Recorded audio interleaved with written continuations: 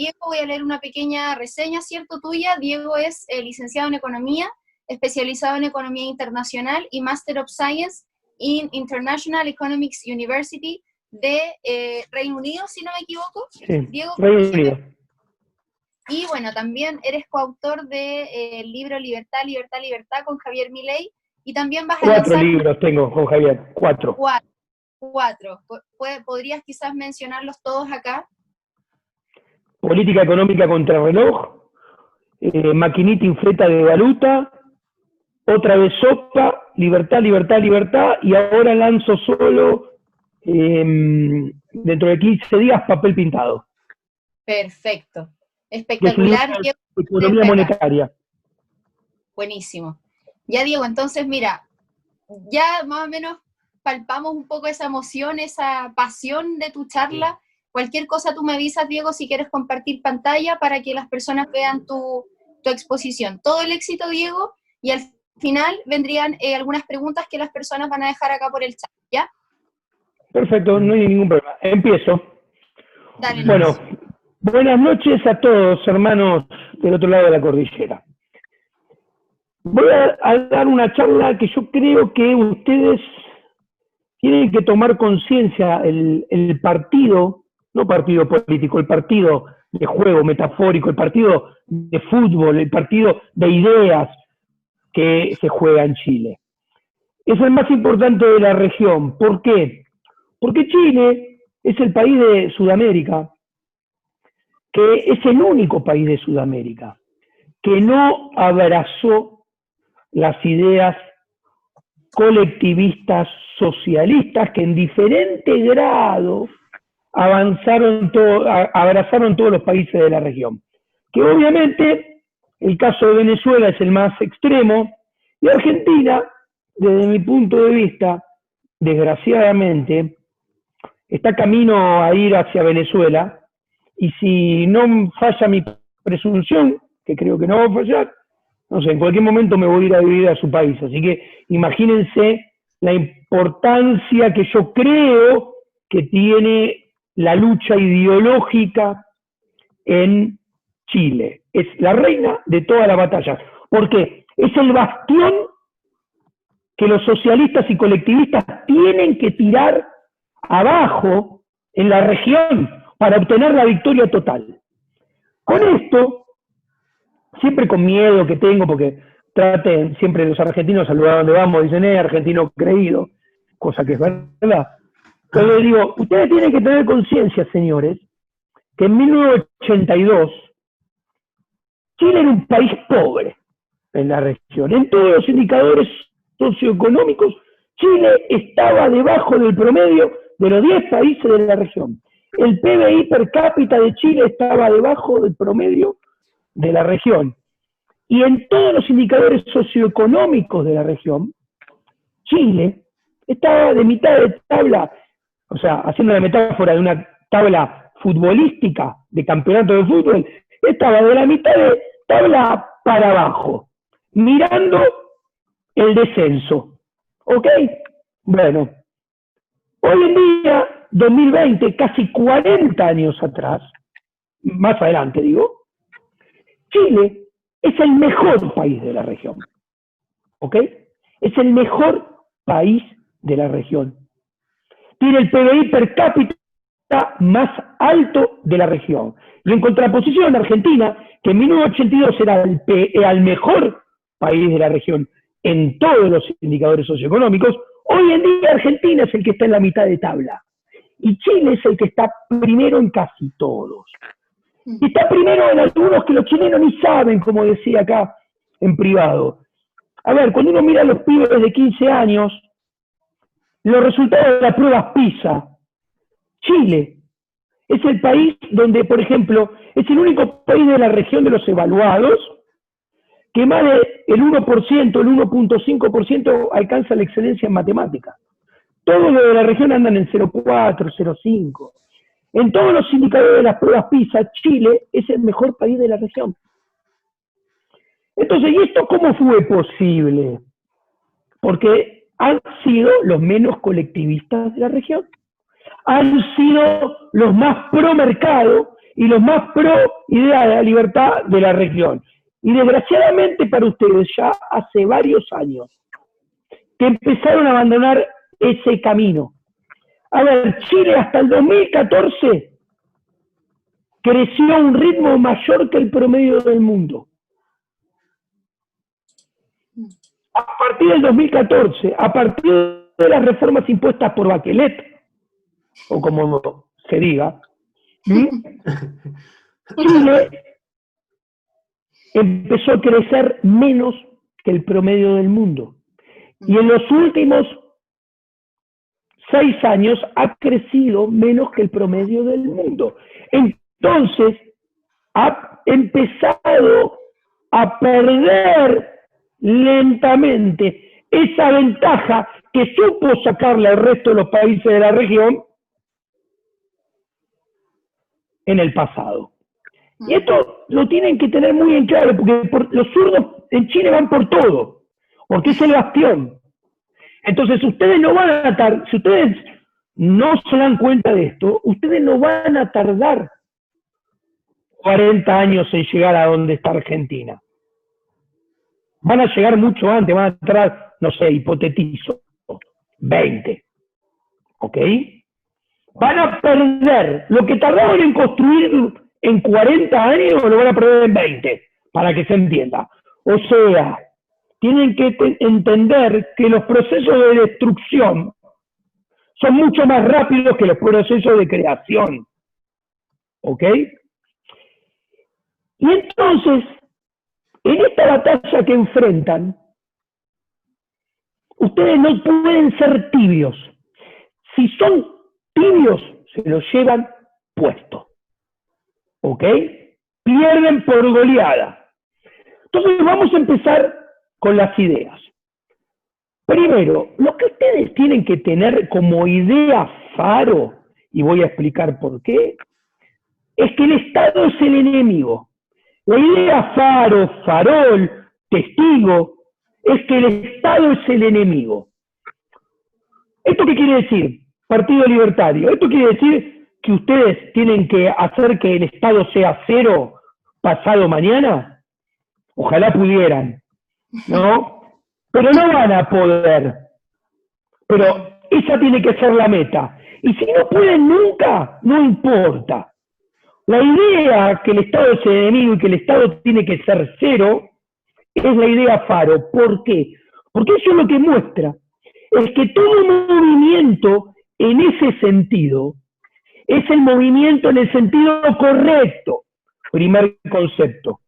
Y segundo concepto, que todo movimiento en ese sentido que hagan, por más importante que sea, o por más chiquito que sea, cualquiera de las dos dimensiones, grande o pequeño, es poco. Tienen que seguir avanzando en ese sentido. Esa es la importancia de la idea faro, de que el Estado es el enemigo. Ahora bien, empecemos con conceptos. Las ideas de la libertad nacieron como ideas libertarias. Y tienen... ¿Y de dónde emergen estas ideas? Les aconsejo leer la ética de la... Primero, es más sencillo, leer Hacia una nueva libertad de Rothbard. Y una vez que terminen Hacia una nueva libertad de Rothbard, lean la ética de la libertad de Rothbard. ¿Ok? Yo les tiro mucha bibliografía, porque la tienen que leer, y sepan que esta bibliografía está proscripta en la educación pública. Ya sea educación pública de gestión estatal, o sea educación pública de gestión privada, es lo mismo. Que la educación sea pública, lo que indica es que los contenidos, lo que dice qué se enseña y qué no se enseña, la aprueba un burócrata del Estado de un Ministerio de Educación. ¿Se entiende? Que sea de gestión estatal y de gestión o de gestión privada, no importa. Eso solamente indica quién paga la educación. La billetera de quién es. Pero lo importante es el contenido de lo que te enseñan, lo aprueba un burócrata del Estado. Y estos dos libros, como todos los que voy a mencionar, no están, porque están proscriptos. Entonces, empiezan con Hacia una nueva libertad de Rothbard y después hacia la ética de la libertad de Rothbard. Empecemos. Estas ideas se basan, y esto está muy bien explicado en la ética de la libertad, en el derecho natural. ¿Qué es el derecho natural? Algo que las universidades de abogacía no se enseña. ¿Por qué no se enseña? Es más, se lo denosta cuando se lo menciona. ¿Por qué? Porque el derecho natural, ¿qué les dice a los políticos y a los congresos y a los abogados? Muchachos, no hagan muchas leyes, no hace falta que hagan muchas leyes. Porque una cosa es el derecho, que es el derecho natural, y otra cosa es la legislación, que es el derecho escrito de puño y letra por unos sátrapas, esto no van a entender, es lunfardo argentino, por unos atorrantes que están en un congreso. ¿Qué es el derecho natural? Les cuento. Esto es el puntapié. El derecho natural nace con el ser humano.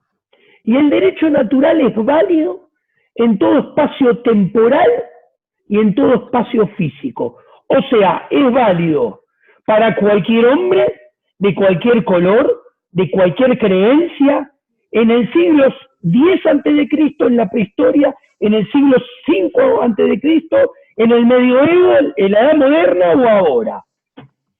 El ser humano nace sin conocimiento, a diferencia de los animales. Para que se entienda, vos agarrás un perro, nació, agarrás un perro, un caballo, lo tirás al agua, salen nadando. Vos agarrás un pichón de ser humano, lo tirás al agua, brum, se ahogó. Nace sin conocimiento. ¿Qué sucede? ¿Cómo adquiere el conocimiento? Primera diferencia, con los animales nace sin conocimiento. Segunda diferencia, tiene razón, raciocinio. El hombre adquiere el conocimiento en un marco de total libertad. En ese marco de total libertad, aplica su razonamiento y escuchen esto. Libertad, les mencioné, necesaria, imprescindible, en el marco del ser humano. Primer derecho que defienden las ideas de libertad. ¿Ok? Libertad. Segundo, aplica ese marco de libertad en interacción con su raciocinio y con su primera propiedad privada, que es el cuerpo. Su energía, su fuerza de trabajo. La propiedad privada no nace porque hay los burócratas que dicen que en el Congreso ley y escriben propiedad privada. No, no, no. La propiedad privada nace con el ser humano y es su cuerpo, su energía, su fuerza de trabajo. En un marco de libertad, primer derecho, utilizando su propiedad privada, primogénita, primaria, que es el cuerpo, la fuerza de trabajo y la energía, el hombre transforma el entorno para hacerse de los medios. ¿Para qué? Para alcanzar sus fines. El hombre se provee de bienes y servicios utilizando su propiedad primaria, privada, que es el cuerpo, su energía y su trabajo, que lo hace interactuar en libertad con su razón, transformando el medio ambiente para crear bienes y servicios. Y perseguir sus fines, que son, primero, sobrevivir, vivir, progresar y desarrollarse. Entonces acá les acabo de describir que los tres derechos que defienden las ideas de la libertad, que son la libertad, la propiedad privada y la vida, son esencia del ser humano. ¿Ok? No son inventos del ser humano, nacen con el ser humano. ¿Ok? Perfecto. Una vez que entendemos esto, entendemos que el derecho natural es el que defiende estas ideas. ¿Y qué quiere decir defender estas ideas? Defender estas ideas quiere decir que el derecho es aplicado en forma negativa. ¿Qué quiere decir? Que nadie tiene que interferir y solamente se interfiere cuando estos tres derechos son violados. ¿Se entiende? Y ahí aparece el gobierno, ahí aparece el gobierno. El gobierno es aquella institución que solamente actúa en forma negativa para proteger estos tres derechos. Y aparece en escena solamente cuando alguno de estos tres derechos son violentados. Entonces, ¿qué sucede? Acá vemos que los gobiernos solamente pueden utilizar la violencia en forma negativa. ¿Qué quiere decir esto? Solamente como respuesta a una violencia previa. O sea, para que se entienda, si viene, por ejemplo, no sé, Iván Opaso, que lo veo ahí, viene y me agrede a mí, agrede mi propiedad, va el gobierno.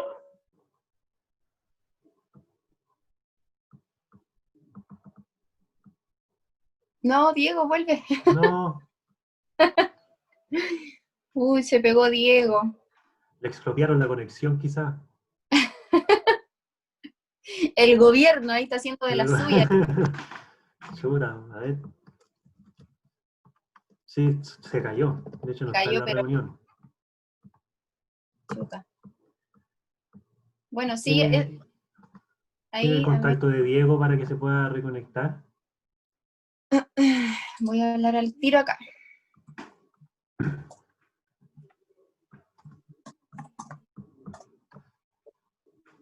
Bueno, gajes del oficio, chicos. Paciencia, Diego ya va a volver. No, se cayó definitivamente porque ahí salió. Ya no lo veo acá en la pantalla. Le voy a enviar el link de nuevo.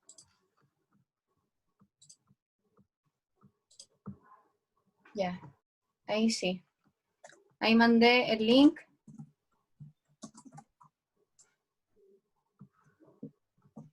Listo, ahí estamos haciendo las gestiones, chicos.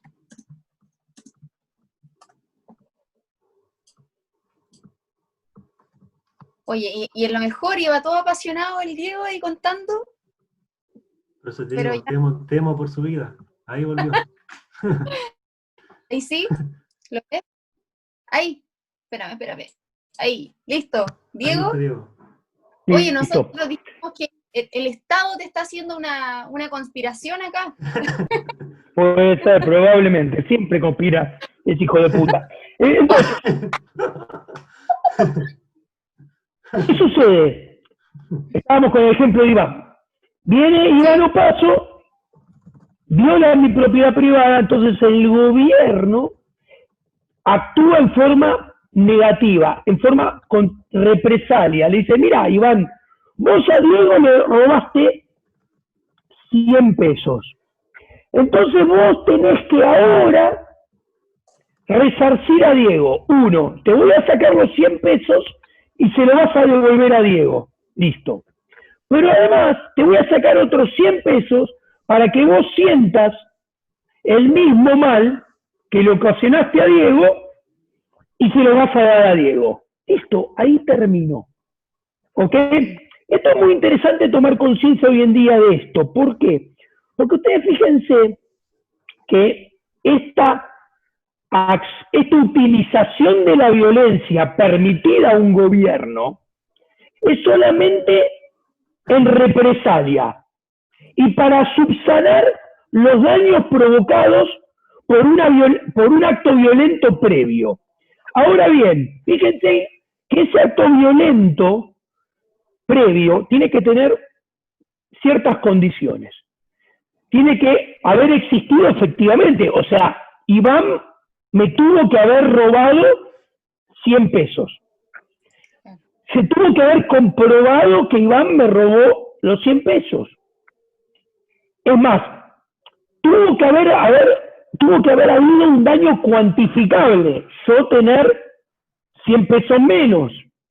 Listo. ¿Por qué digo esto? Porque ustedes fíjense lo que pasa hoy en día con el COVID-19. En Argentina tenemos la cuarentena obligatoria compulsiva más larga del mundo. Para variar, comunistas hijos de puta. Tenemos 150 días de cuarentena obligatoria. Ok, listo. Fíjense que, uno, no hay un daño efectivo, porque yo no contagié a nadie. Listo. Yo no hice nada. Es más, no se corroboró que yo tengo COVID-19. Entonces, es más, si tenés COVID-19, el daño es incierto, porque yo puedo tener COVID-19 y puedo no contagiar, puedo provocarte un resfrío nada más, puedo generarte un cuadro de fiebre y dolor durante 2 o 3 días, puedo generarte un cuadro de complicación intermedia, puedo generarte un cuadro de complicación severa, o puedo matarte. Pero fíjense, el Estado mete a todos en la misma bolsa. Al que no tiene COVID, al que tiene COVID, al que sin saber si va a contagiar mucho, poco, un montón o matar, actúa violentamente por las dudas y por si acaso. Entonces, mira y nos priva de la libertad. Nos priva de la utilización de nuestra fuerza, de nuestra propiedad privada, que es la utilización de nuestro cuerpo, de nuestra energía, de nuestra fuerza de trabajo. Nos impide transformar nuestro entorno y hacernos de los bienes y servicios para correr detrás de nuestros fines, que es sobrevivir, vivir, ni que hablar, progresar o desarrollarnos. Está atentando contra la libertad. Está atentando contra la propiedad privada. Está atentando contra la vida misma, porque encima tiene el tupé de decir que hay actividades esenciales que ellas están permitidas. Y fíjense esto, señores. Esto es muy grave. ¿Por qué? Porque para un actor es esencial actuar. Para un cantante es esencial cantar. Para un escultor es esencial esculpir y hacer estatuas. ¿Por qué? Que seguramente mencioné estas 3 actividades porque están todas prohibidas en todos lados por todos los gobiernos comunistas que nos rodean. ¿Por qué?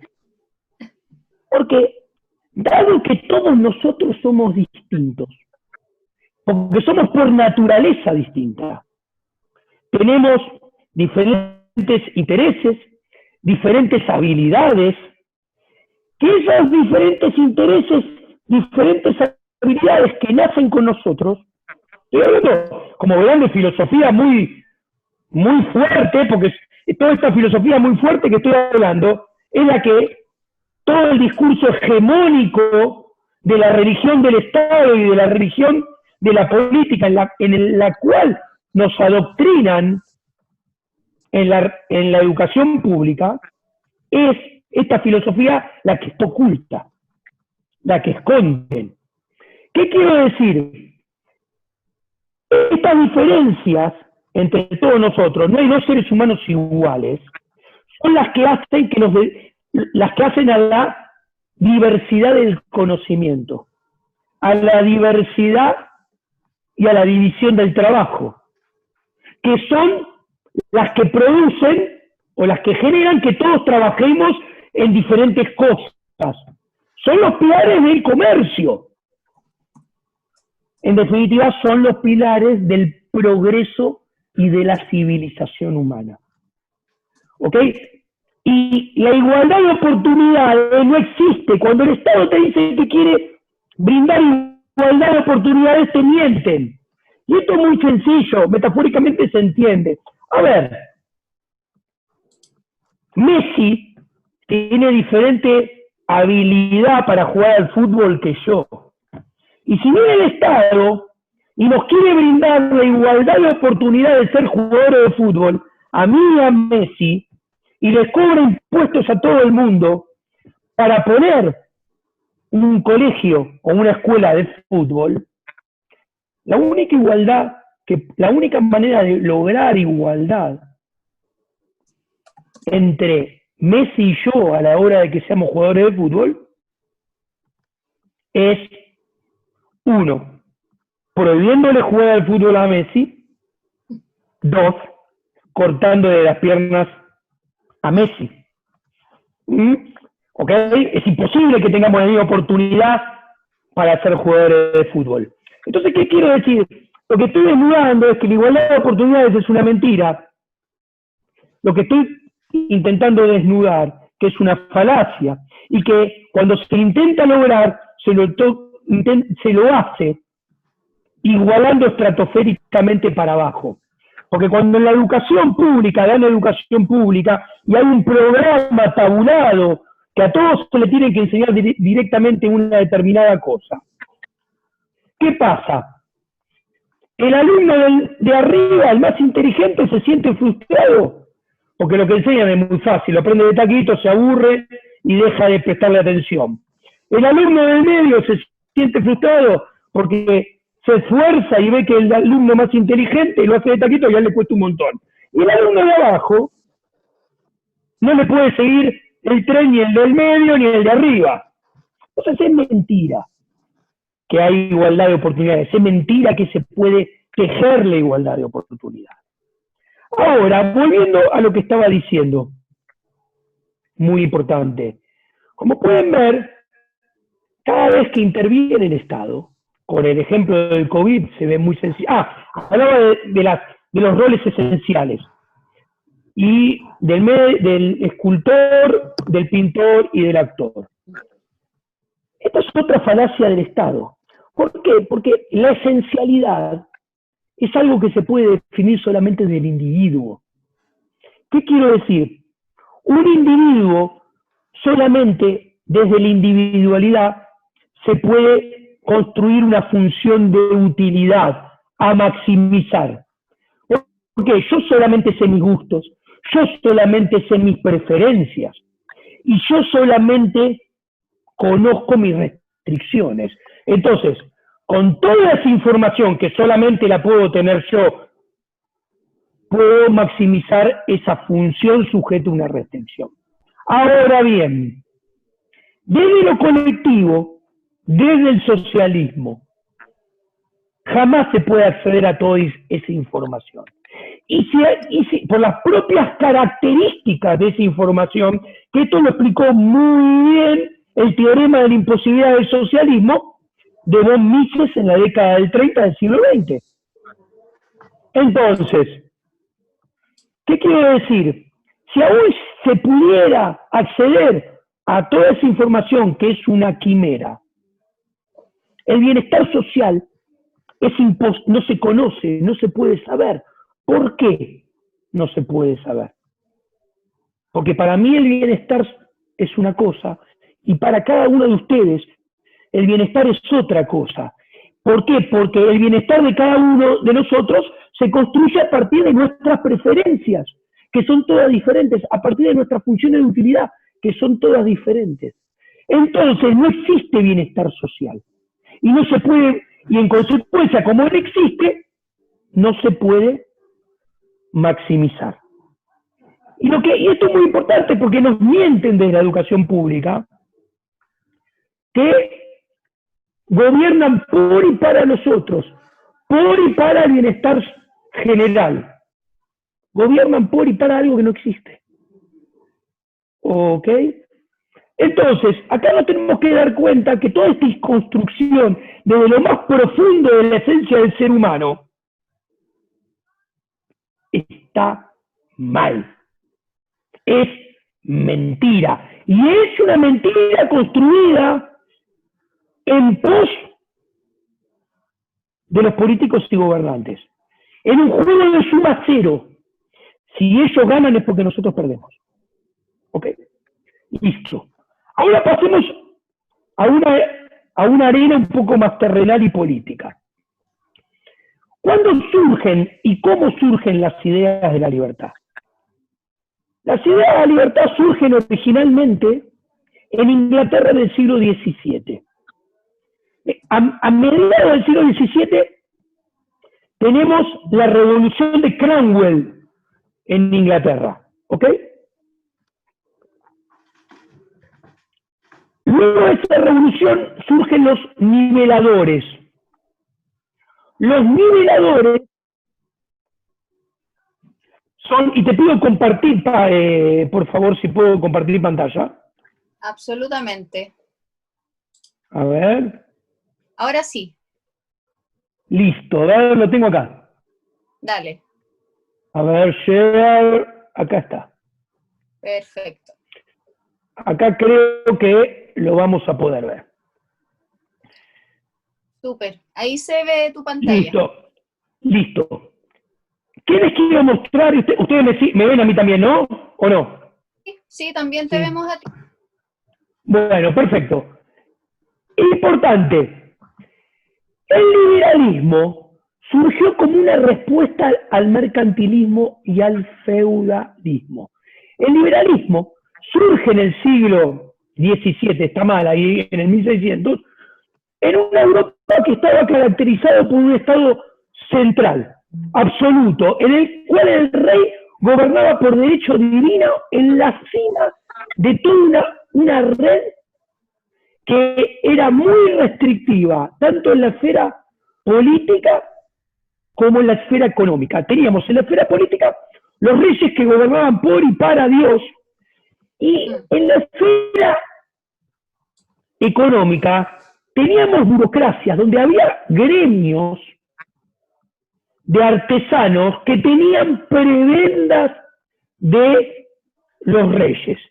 Esto es una Europa burocrática mercantilista. Entonces el dogma libertario surge como liberales clásicos, pero en inicio es, como le dije yo, la revolución inglesa del siglo XVII. Y esto sirve para destronar a los productores y comerciantes privilegiados, mercantilistas, que eran privilegiados por el rey, por el Estado, y para tirar abajo a los terratenientes feudales. El origen de las ideas de la libertad, como pueden ver, surgieron para recuperar la libertad del individuo en todos los aspectos. En la economía se propiciaba reducir drásticamente los impuestos y los controles. La energía humana y la empresa y los mercados se procuraban que estuvieran en un entorno de máxima libertad. ¿Para qué?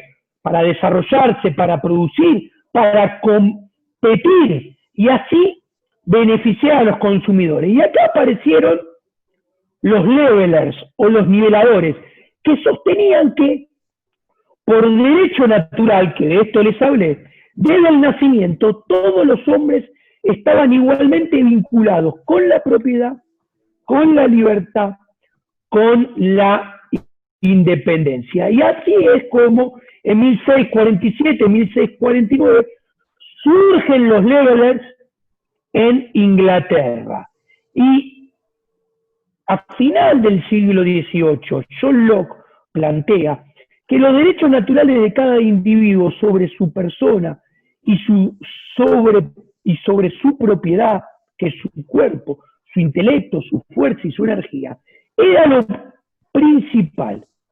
Y que el gobierno quedara estrictamente limitado a defender esos derechos.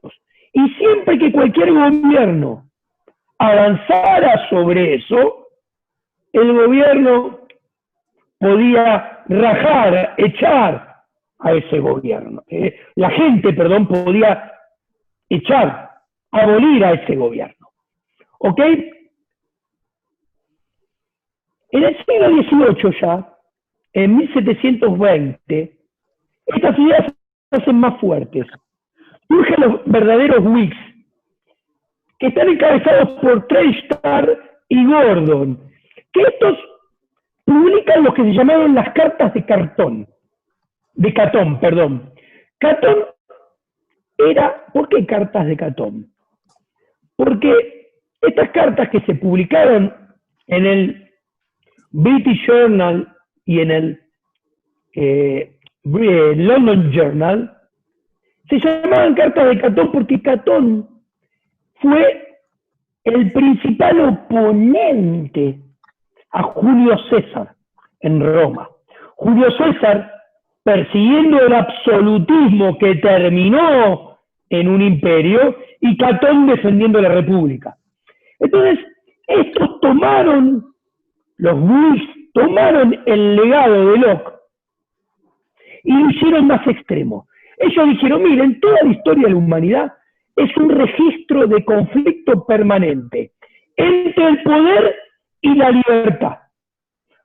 Más poder en menos libertad.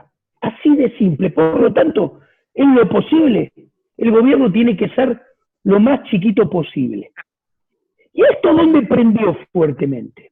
Del otro lado del Atlántico, en Estados Unidos. Porque Estados Unidos tenía ciertas características que Inglaterra y todavía más Europa no tenían. ¿Qué sucede? Las colonias americanas no tenían la historia de feudalismo y su monopolio sobre la tierra, y tampoco tenían una casta gobernante aristócrata tan arraigada como tenía en Europa. Entonces esto ayudó a que estas ideas prendieran más rápidamente. Entonces, a ver, en Estados Unidos surge la primer revolución que nace como una revolución libertaria.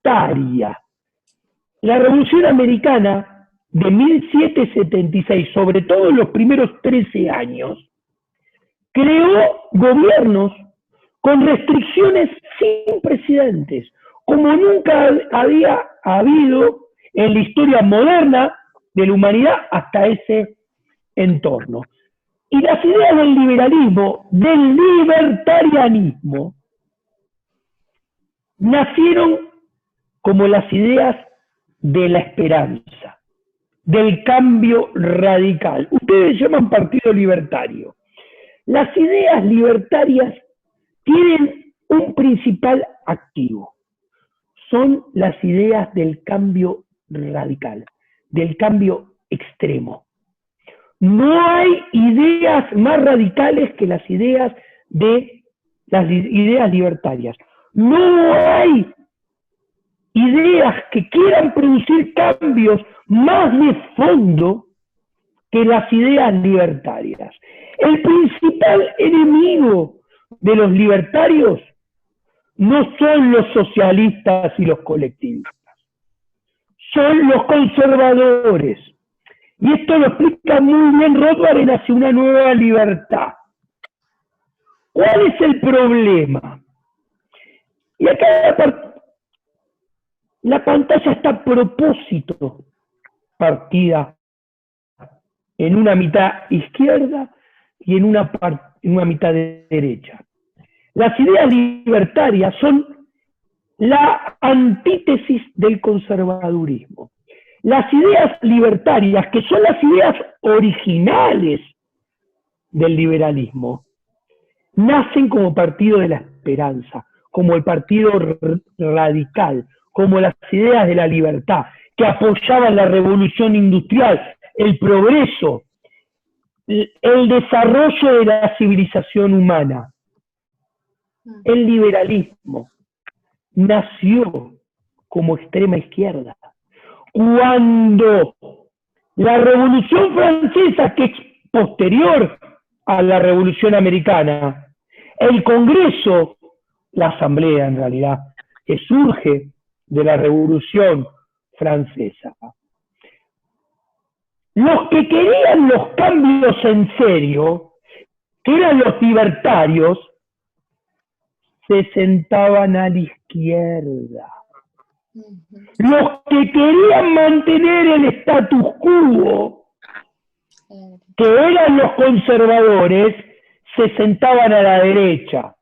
Entonces, cuando alguien es libertario y alguien le dice, ustedes son de derecha, le tenemos que decir, ustedes no entienden nada. Porque la derecha es el conservadurismo.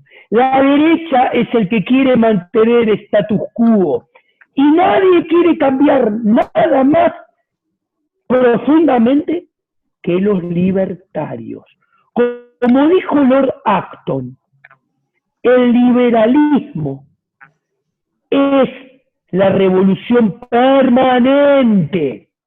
Es el libertarianismo, las ideas de libertad, luchan por lo que debe ser, por la idea, por una ética y una moral de la libertad que es la correcta, porque está defendida a través del derecho natural. Y no para hasta lograrlo. Por eso las ideas del Faro. ¿Se entiende? Ahora bien, ¿cuál fue el problema? ¿Dónde empieza a fracasar el liberalismo? Es que muchos liberales clásicos se empiezan a aliar con conservadores que disfrutaban de las prebendas del Estado. Entonces, los liberales clásicos cometen un error fatal a aliarse con los conservadores. ¿Por qué? Los conservadores compran las ideas de la libertad de mercado en muchos aspectos siempre y cuando a ellos les convenga. Pero hay otras ideas de la libertad que no compran. ¿Se entiende? Entonces, ¿qué pasa? Esta alianza del liberalismo clásico con el conservadurismo cada vez se fue moviendo más hacia el conservadurismo y terminó dando lugar al nuevo conservadurismo, como dice ahí a la derecha del chart. Entonces, surge el nuevo conservadurismo que en algunos aspectos está a favor de la libertad de mercado, siempre y cuando no le toque sus intereses. Pero después está a favor de mantener muchos status quo de proteccionismo, militares, etcétera, etcétera. ¿Qué terminó provocando? Terminó provocando que esta alianza de liberales clásicos y conservadurismo sea muy fácil de atacar. ¿Ok? Y acá lo voy a decir como algo de alguien que es libertario. El liberal clásico es el enemigo más complicado que tenemos nosotros. Y esto lo explica muy bien el profesor Jesús Huerta de Soto. Le recomiendo una conferencia que se llama Libertarianismo contra el liberalismo clásico. ¿Por qué? ¿Qué sucede? El liberalismo clásico acepta al Estado como prerequisito para defender la propiedad privada. Y eso es inconsistente, está mal, es un error. ¿Por qué? Porque te dicen, mira, no, yo te acepto el Estado para defender la propiedad privada porque el Estado se tiene que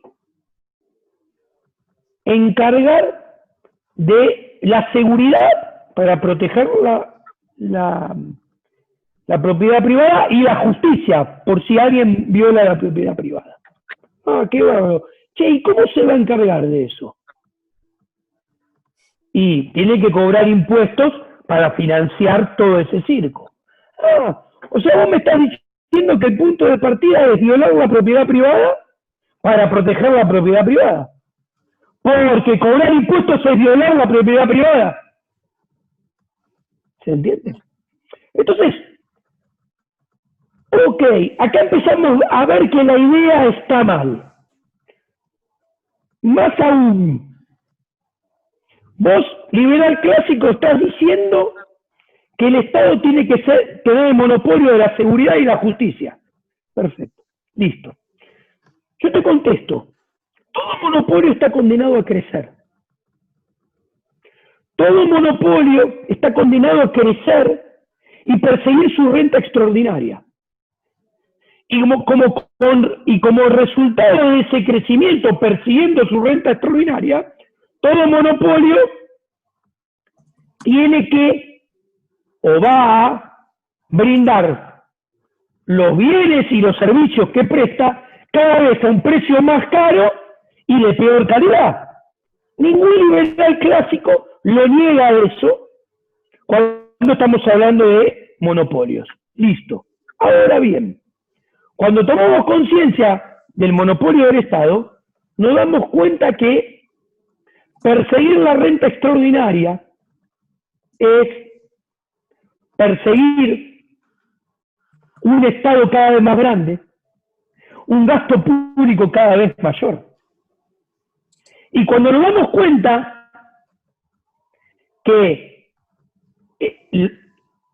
los bienes y servicios prestados en forma monopólica son cada vez más caros, nos damos cuenta que el combo presión impositiva más impuesto inflacionario no legislado, cuando los tomamos los dos en forma conjunta, está condenado a crecer. ¿Ok? Y del otro lado, nos damos cuenta que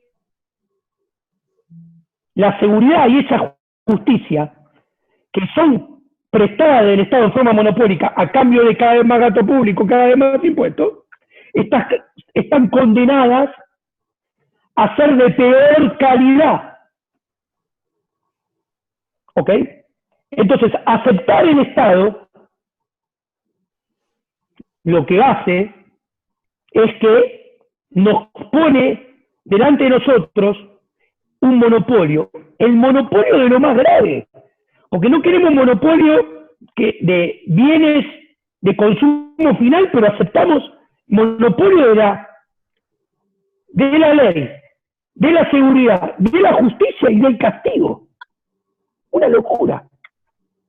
¿Ok?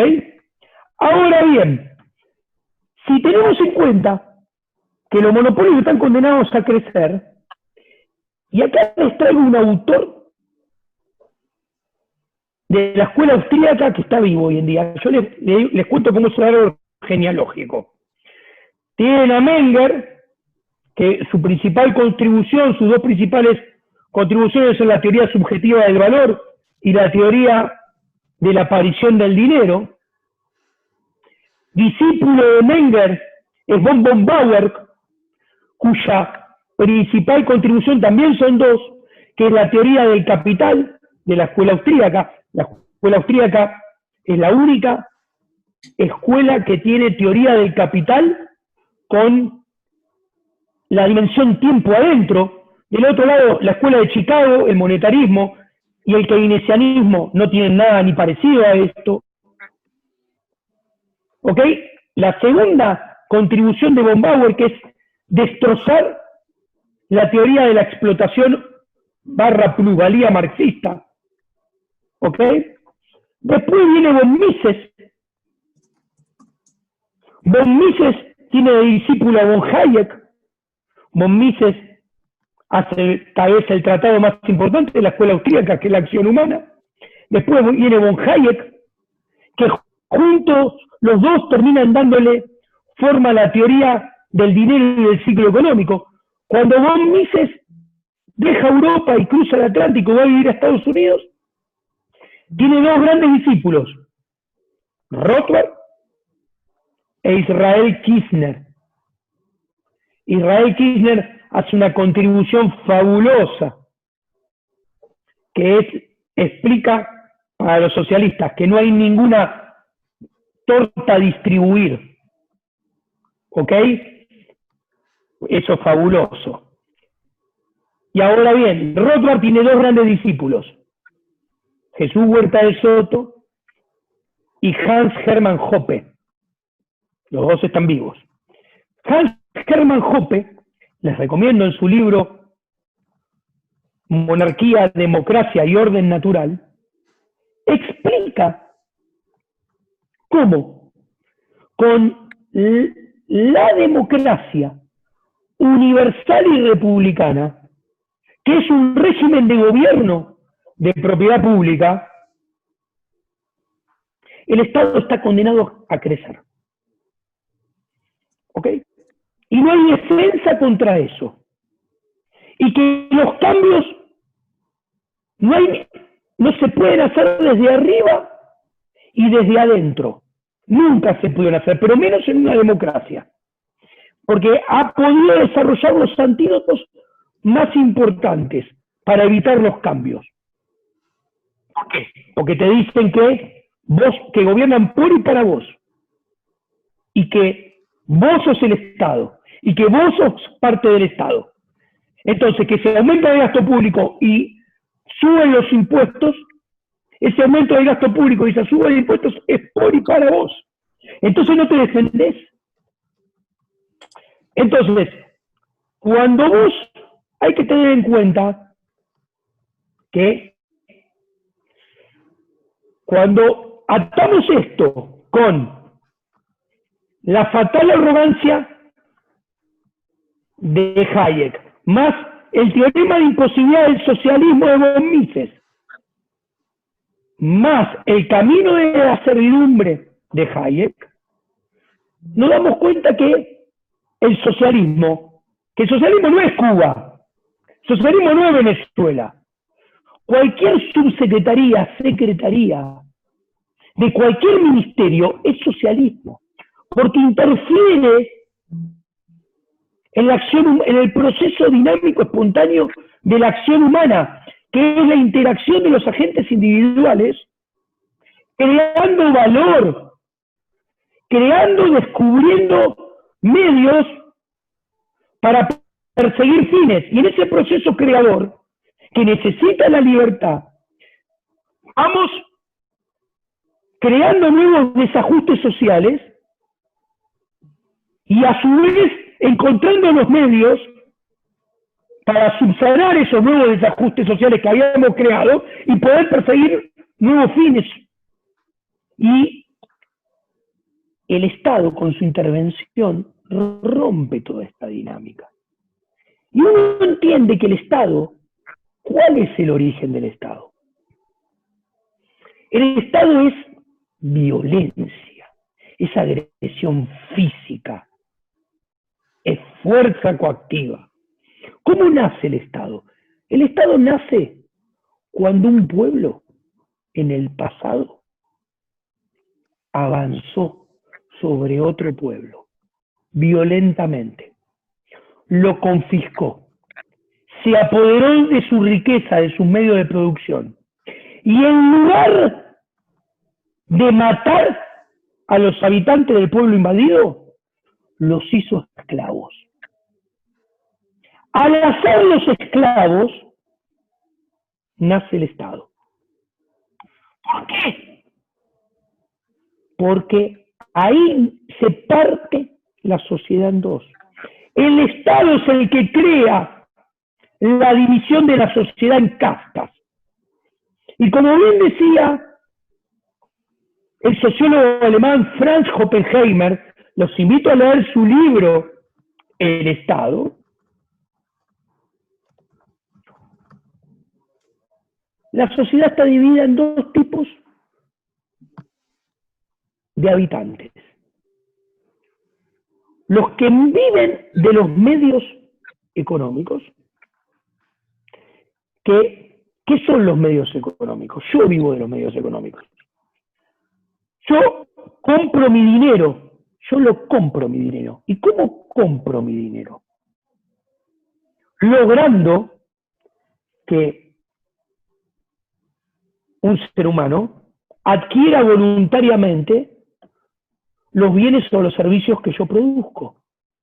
Cuando él paga voluntariamente por mis bienes y servicios, en mi caso consultoría económica, yo me hago del dinero. Pero, ¿yo qué hago? Le doy bienes y servicios que él valora, que a él le sirven, que a él le solucionan la vida, que a él le dan valor. ¿Y dónde se revela eso? En el hecho que me los compra voluntariamente. Me los compra voluntariamente porque le sirve. Entonces, yo persigo mi fin, es satisfacer mis fines, persiguiendo mis medios, pero para lograrlo, primero y ante todo, tengo que ponerme a pensar qué necesita mi prójimo. Entonces acá nos damos cuenta que el mercado es un sistema de cooperación social, es un sistema de cooperación espontáneo social, donde todos interactuamos voluntariamente, persiguiendo nuestro fin, pero solamente podemos lograr y alcanzar hacerlo de nuestros medios y alcanzar nuestros fines si ponemos nuestro comportamiento al servicio de nuestro prójimo. Eso es vivir de los medios económicos. ¿Qué es el otro bando que aparece solamente cuando hay Estado? Los que viven de los medios políticos, los burócratas de Estado. ¿Que ellos cómo viven? Ellos se hacen de sus medios para alcanzar sus fines de forma compulsiva. Ellos vienen violentamente con el monopolio de la ley, nos dan un garrotazo en la cabeza y nos sacan los impuestos. Violentamente. Entonces ellos no se necesitan preocupar de darnos un servicio a nosotros que a nosotros nos sirva. Esto los desliga de eso. Y así te das cuenta que los políticos no nos dan nada, nos quitan siempre. Ellos ganan a expensas nuestras. La sociedad, cuando aparece el Estado, termina siendo un juego de suma cero, donde el sector privado es expoliado en favor de la casta política. Ahora bien, cambiar las cosas de raíz, para ir redondeando, porque miré la hora, es terminar con esto. Y los únicos que queremos terminar con esto somos los libertarios. Los liberales clásicos cometieron el peor a partir de su inconsistencia conceptual y teórica, como explica Rothbard en Hacia una nueva libertad, cometieron el daño más grande intertemporal. Se convirtieron en conservadores. Y le entregaron a los socialistas el trofeo más importante de todos. Les permitieron erigirse a ellos, a los colectivistas socialistas, les permitieron vender que son el partido de la esperanza, que son el partido del cambio radical, que son el partido de la transformación en serio.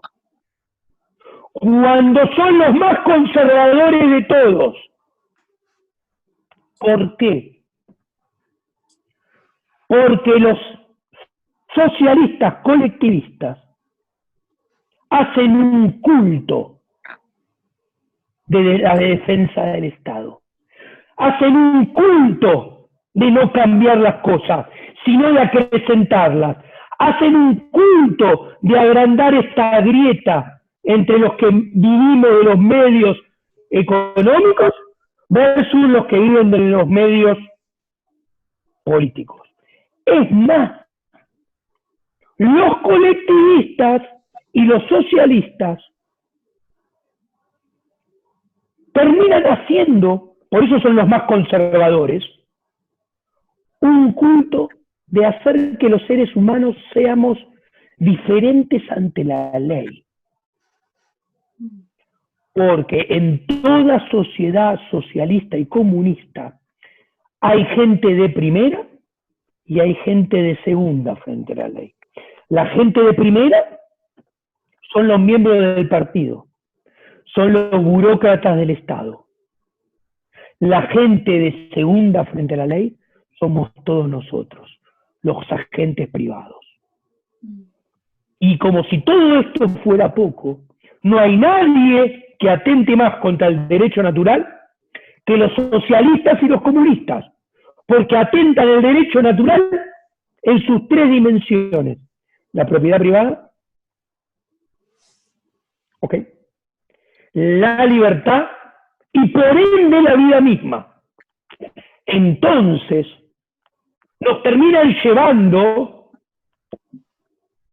al peor estadio de todo, al estadio en el cual estaba la sociedad cuando más diferencia había entre los que ostentaban el poder del Estado, desde la burocracia del Estado, versus la gente del sector privado de a pie.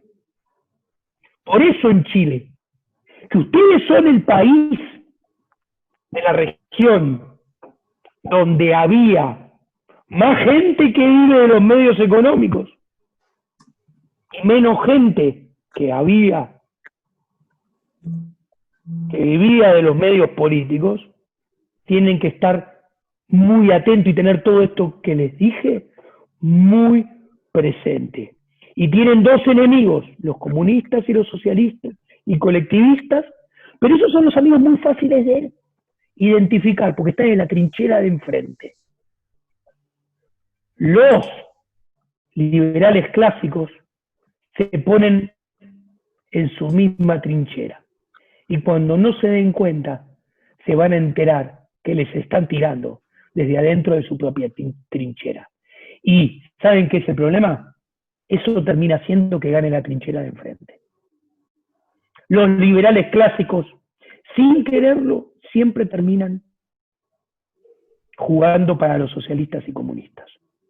Aunque no lo quieran, aunque no se den cuenta. Por eso la idea Faro es, el Estado es el enemigo. Yo no quiero Estado para nada. No hay que aceptarlo. ¿Ok?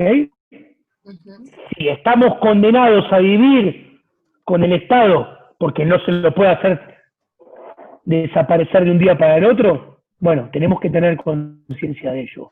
Pero no por eso tenemos que perder la idea farol que les mencioné. Esto fue el mensaje que les puedo dar en una hora, ¿no? Conferencia de todos estos temas, tengo varias separadas. Una conferencia muy interesante para dar es la que explica en la teoría de la plusvalía marxista. Es el error científico más grande de la historia y la estafa moral más grande de los últimos 200 años.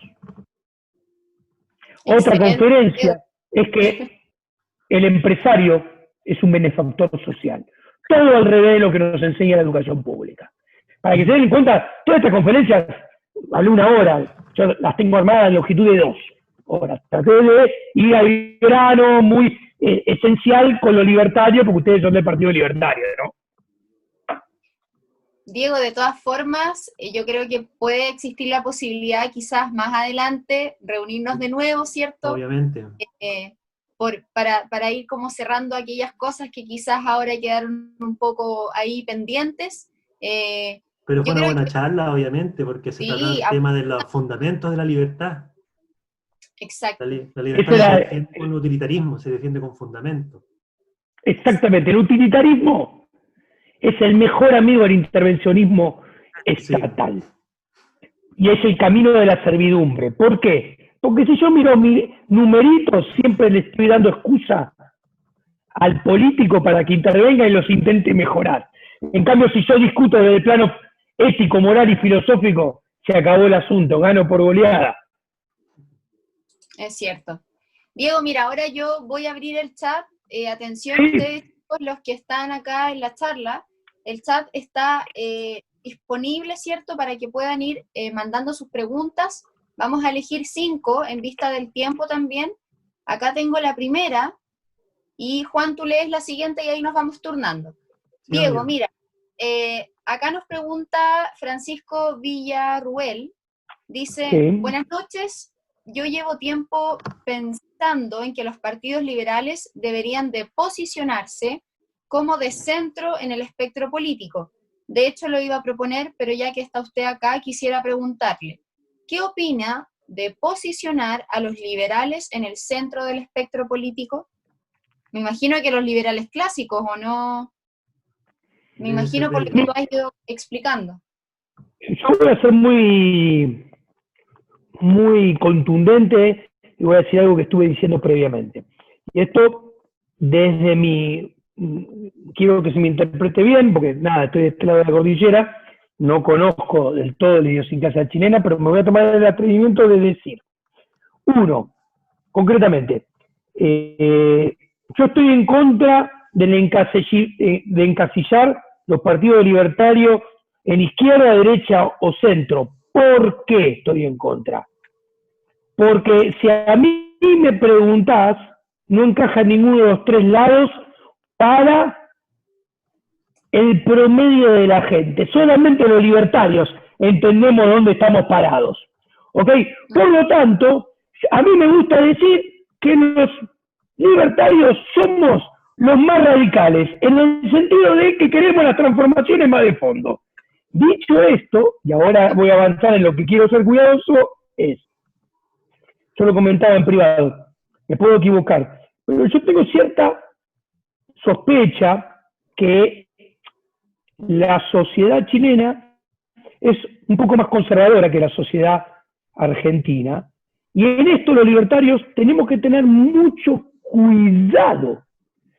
Tal vez en Chile, más que acá en Argentina, por ejemplo, que se nos peguen, llamémoslo mal y pronto, conservadores. Porque eso nos juega muy en contra. Porque no hay nada más fácil de destrozar desde la ética y la moral para uno de izquierda, para un socialista, para un comunista, que un conservador. Y sacar partido de ello y tirar agua para su molino. Por eso tenemos que estar muy atentos a que no se nos pegue. No sé si contesté la pregunta. Sí, de todas maneras, se entiende la idea. Tenemos otra pregunta ahora de Claudia Ormeño, que dice, ¿cómo soluciona el libertarismo las diferentes capacidades? No todas las personas son capaces de autosustentarse, dado su menor capacidad. Muy sencillo. A ver, no sé qué ejemplo quiere recurrir, ¿no? Pero a ver, fui muy claro. Los seres humanos no tenemos toda la misma capacidad.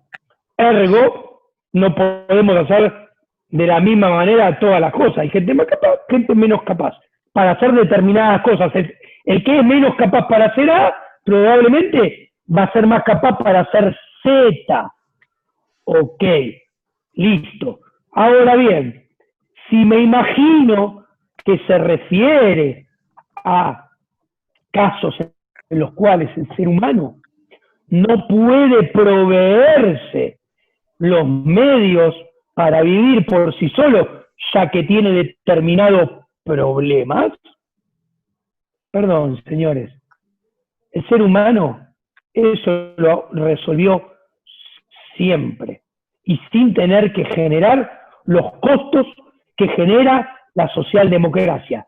Eso lo puede solucionar el sector privado de manera mucho más eficiente que el sector público. Eso lo puede solucionar la familia mucho más eficiente y menores costos que el sector público.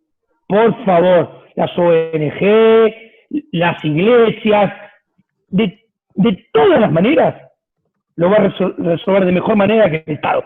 Pensar que el Estado esos casos lo soluciona mejor y con más bajos costos que la esfera privada es una mentira y está mal. Es una patraña que aprovechan para avanzar sobre el sector privado y que nos cuesta visualizar porque a la educación pública en la cual nos adoctrinan en la región del Estado y de la política desde que estamos en jardín de infantes hasta que terminamos el doctorado, nos adoctrinan para que creamos que eso es posible solamente de esa forma. entonces nos cuesta mucho poder verla de otra manera. Pero es mentira. Bien. Otra pregunta. Vamos a avanzar entonces a la tercera pregunta. Esta me encanta porque yo también tengo esta duda siempre. Lo conversamos harto con Juan porque yo soy más minarquista y él es bien ANCAP, la verdad, es bien anarcocapitalista. Y siempre llegamos a esta conclusión que es esto, mira. Josué Bazán pregunta, ¿cuál es el mejor y más factible sistema económico? ¿El minarquismo o el anarcocapitalismo? Al hueso. Sin lugar a duda, yo les voy a decir una frase de Jorge Luis Borges, que les aclaro, la voy a decir resumida, porque está en la introducción a mi próximo libro, está adelante de todo. Algún día nos mereceremos no tener gobierno, pero para que llegue ese momento, tenemos que tener una estatura moral y ética muy superior a la que tenemos actualmente. ¿Qué quiero decir? No tengo duda, señores. El anarcocapitalismo. Ahora bien, esto puede ser instantáneo y probablemente tendremos, yéndose al anarcocapitalismo, tendremos que pasar por el minarquismo. Ahora bien, tenemos que pasar por el minarquismo teniendo en cuenta que no nos podemos detener y que tenemos que ir hacia el anarcocapitalismo. Porque si nos detenemos en el minarquismo y perdemos el faro, la idea faro, que el faro es el anarcocapitalismo, nos vamos a parar en el avance y vamos a empezar a retroceder nuevamente. Creo que la contesté. Sí, ¿no? Bien directo, propio tu estilo, Diego, así que bien. Vamos a la siguiente, Juan. La siguiente pregunta es de Nicolás. ¿Qué opina usted cómo ha llevado a cabo el mandato del el presidente de Uruguay con respecto a los demás mandatarios de Latinoamérica? Miren, yo puedo decir una sola cosa, lo estaba comentando en privado. Yo tengo miedo que... A ver, ustedes no son limítrofes con Uruguay, nosotros somos limítrofes con Uruguay. Para nosotros ir a Uruguay es lo más sencillo del mundo. Vivimos yendo, entrando, saliendo de Uruguay. Uruguay, yo me gusta decirlo, tiene una idiosincrasia muy diferente. Si bien hablamos parecido, la tonada, que no es igual. El uruguayo te dice tú sos. Nosotros no usamos el tú nunca, al menos acá en Buenos Aires, ¿no? El uruguayo tiene, me gusta decir, la idiosincrasia opuesta a la Argentina. Es mucho más calmo, sus movimientos son mucho más parsimoniosos, precavidos que el argentino, ¿no? Entonces, ¿qué quiero decir? Si el uruguayo va en pos del socialismo, no aprieta el acelerador. De hecho, tuvo el Frente Amplio no sé cuántos mandatos y no avanzó nunca como el argentino. Tampoco, si va por ideas pro mercado, va a avanzar tanto como en algún momento avanzó Chile en el pasado. Siempre va a estar más en posiciones intermedias. Aún así, yo tengo miedo, porque el uruguayo es muy de izquierda. Cuando vos charlás con el uruguayo, es muy de izquierda el uruguayo. Entonces, yo tengo miedo que este proceso no termine bien, termine abortado, más aún teniendo en cuenta que Uruguay, que es el país tal vez más chiquito de la región, es el único de los 10 que se está moviendo en el sentido opuesto a los otros 9. Los otros 9, incluidos ustedes, se están moviendo hacia el socialismo y el colectivismo. Y Uruguay es el único que va en sentido contrario y es muy chiquito. Entonces, tengo miedo que se lo lleven puesto. Ahora bien, cuando yo escucho hablar al presidente de Uruguay actual, es un placer. Y dice cosas que no se las escuché decir a ningún mandatario de la región en mis 48 años de vida. Cosas que podría decir alguien que leyó la literatura que yo leí, ¿no? Es un placer escucharlo. Ojalá le salga bien, ojalá se pueda mover en ese sentido. Lo deseo con todo ahínco, la verdad. Bien, vamos a la siguiente, ya nos vamos a acercar al final. Tengo acá la pregunta, déjame... espérame, la tenía acá. Ya, acá, de Eduardo. Una pregunta bien, bien curiosa también, bien buena, dice, ¿cómo se rompe el ciclo corporativista en Chile? El triángulo de hierro ya está instalado, poder judicial, privados y políticos. No veo salida fácil, es lo que comenta Eduardo acá. Más o menos si tú tienes una apreciación de eso al respecto.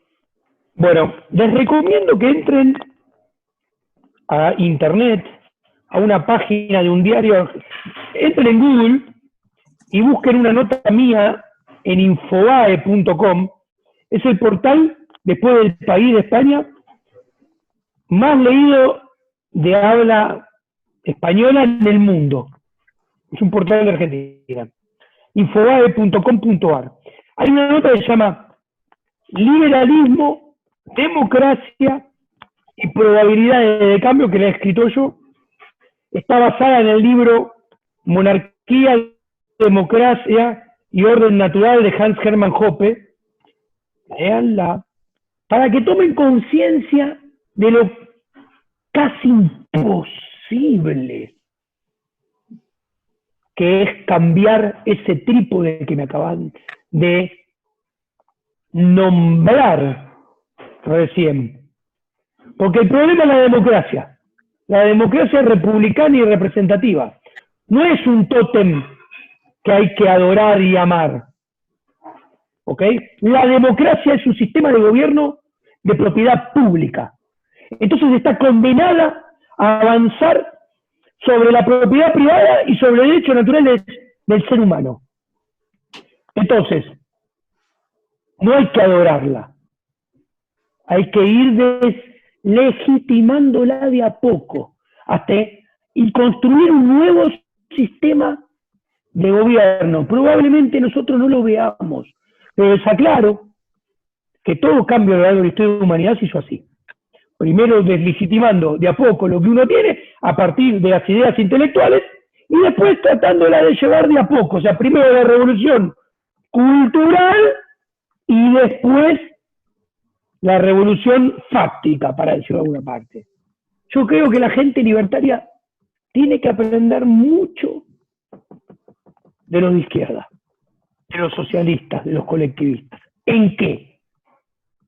En ser proactivos, en hacer ruido, en salir a la calle. ¿Ok? En eso hay que aprender. Sí. Y yo entiendo, por ejemplo, yo di una conferencia hace poco sobre la problemática del sistema de jubilaciones privadas en Chile que están pasando actualmente. Está a su disposición, mírenla, no voy a hablar. Voy a decir una sola cosa. Yo hablo, defiendo el sistema de jubilación privada en Chile. Porque de hecho, si pueden sacar plata, quiere decir, primero ante todo, que la plata es suya. O sea, es privado, está. Y además que la plata está en un sistema de reparto como quieren los socialistas y colectivistas chilenos, la plata no es mía y no está. Pero sí, no me olvido nunca que como libertario yo no quiero que haya una ley del Estado que compulsivamente me saque un porcentaje de mi sueldo en forma compulsiva y que además en forma compulsiva me diga dónde la tengo que poner. No me olvido de eso, ¿eh? Eso no me gusta nada tampoco. Entonces, que soy idiota, no sé ahorrar. Imagínense cuando lo lleven a un sistema de reparto, ojalá no le pase, que el de ahorro desapareció. Y la plata se la sacan ustedes, deja de ser ustedes y se la dan a un burócrata del Estado para que la gaste. Oh. Entonces, lo que quiero decir, por ejemplo, en este caso puntual, la gente de izquierda sale a la calle. ¿Los libertarios dónde estamos? ¿Dónde estamos los libertarios en las universidades? ¿Dónde estamos los libertarios en los colegios secundarios? ¿Qué hacemos los libertarios en los medios?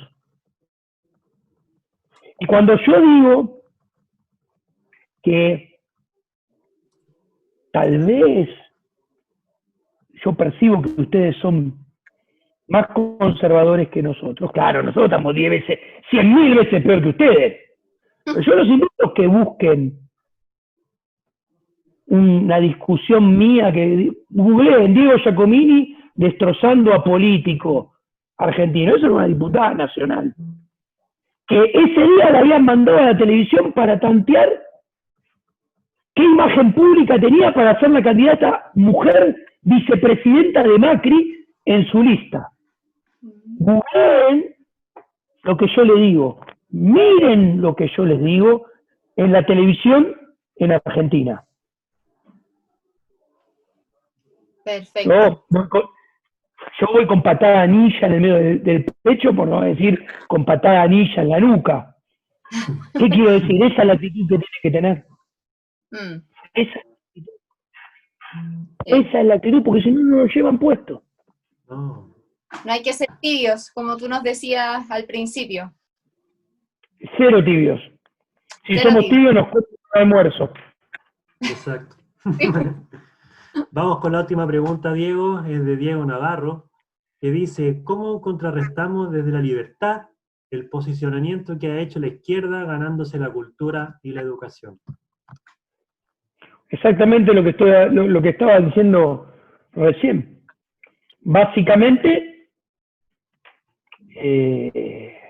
yendo, como decimos los argentinos, al frente como loco, sin medias tintas, diciendo las cosas como las pensamos.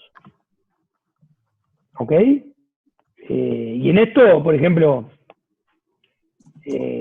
Javier y yo, googleen esa charla, esa aparición mía en la televisión argentina.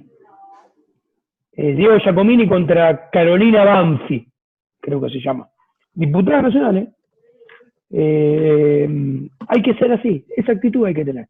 Y hay que tenerla en toda discusión. Perfecto. En todo ámbito. Si no, nos comen. Sí. Porque Bueno, acá tenemos que están... tener en cuenta que tenemos todo el andamiaje cultural, educativo, intelectual en contra. Sí. Sí, es verdad. Es cierto eso. A mí nunca se me va a olvidar cuando una vez escuché en una charla también que Gramsci decía que si tú te tomas los 3 ejes más importantes como cultura, educación y los medios de comunicación, tienes ya, pero casi la batalla ganada. Y es cierto, ahora yo creo que, por ejemplo, los heterosexuales pasamos a ser los oprimidos con este tema de la comunidad LGTB. Las mujeres que no somos feministas ahora somos las oprimidas. En Argentina es... pero heavy el tema de las feministas radicales, acá en Chile igual. Así que tenemos harta batalla por dar. Diego, yo te agradezco, con Juan también acá, ojalá tenerte en otra ocasión. Y bueno, vamos a ir cerrando. Nosotros siempre tomamos una fotito final, así que Diego, no, para que estés ahí con tu cámara activada, los demás chiquillos pongan... Los invitamos a todos a poner sus cámaras, obviamente. Sí, por favor. Miren, yo ojalá pueda ir a Chile. Tengo ganas de ir a Chile. Tengo varias conferencias para dar en Chile, sería un placer. Voy a ir de turista a Chile, dentro de poco. Eso. ¿Se ve o no? No, ustedes también. Sí, se ve, se ve. Listo, y aquí va la foto. ¿Preparados? La cuenta de 3. 1, 2, 3. Ya, tenemos una foto. Buenísimo. Muchas gracias por escucharme y prestarme atención. Gracias a ti, Diego, a ti. Tremendo, Diego, a ti. Un gustazo. Todos acá estamos súper felices de tenerte. Y bueno, viene la otra, la EIGLE, miren la EIGLE, por favor, Partido Libertario de Chile, excelente. Grande EIGLE, Presi. Ya ¿Listo pues, con Diego. la foto? Un placer enorme estar con ustedes, hermanos. Trasandino para mí y yo soy el trasandino para ustedes, ya lo sé. Exacto. Bueno. Excelente. ¿Estamos, espero cierto? que nos veamos. Sí, cuente conmigo para todo lo que necesiten. ¿Ok? Vale, Sí. Diego, grande. Atento, Diego. Gracias. te voy a hablar por Instagram, así que atento por si ves a una mujer molestosa que te empieza a hablar constantemente. Dale, igual Diego, tienen mi celular, tienen mi WhatsApp, me llaman, lo que quieran. sí, Vale. se lo voy a pedir a Diego, ya para que Dale, al Diego Maureira. Súper. Chicos, tremendo. perfecto. Nos vemos el viernes en la charla. Cuídense. Chao, Diego, un gusto. Que Chao, estés chao a súper. todos. Un placer, muchas gracias. Gracias, Chau. chao. Chau.